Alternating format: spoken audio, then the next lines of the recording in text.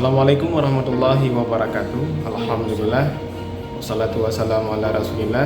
Di kesempatan hari ini, edisi Lebaran Idul Fitri, semoga dengan edisi Lebaran kali ini kita menjadi orang-orang yang suci. Karena sebagaimana Hari Raya Idul Fitri itu hari untuk suci daripada dosa. Baik, dan alhamdulillah saudaraku di mana saja berada, kali ini kami bersilaturahmi dengan Radio Badratun FM 92,2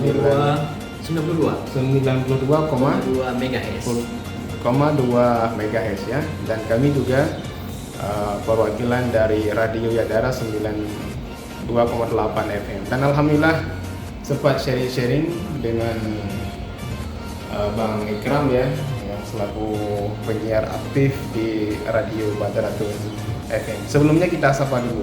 Assalamualaikum. Waalaikumsalam warahmatullahi wabarakatuh. Apa kabar? Hai.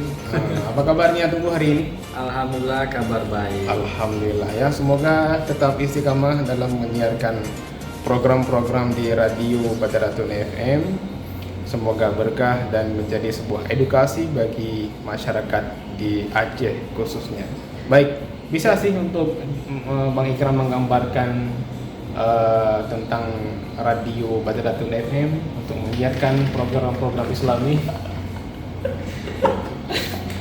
Ya, langsung dulu. Kan boleh ya. Mana dulu?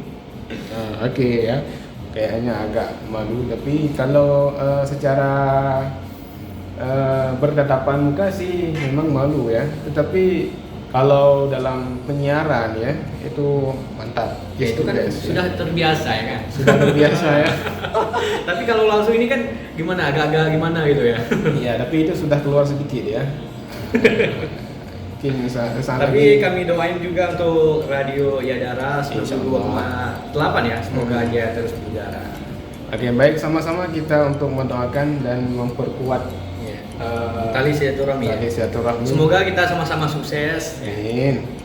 Amin ya rabbal alamin. Baik, terima kasih. Hanya ini yang dapat kami sapa sahabat semuanya, sahabat Badratun FM dan juga sahabat Radio Yadara. Semoga selalu istiqamah dalam menyerap ilmu pengetahuan yang disiarkan oleh radio-radio, terutama tentang masalah edukasi, pengajian dan motivasi yang disiarkan oleh Radio Badratun FM dan Radio Yadara.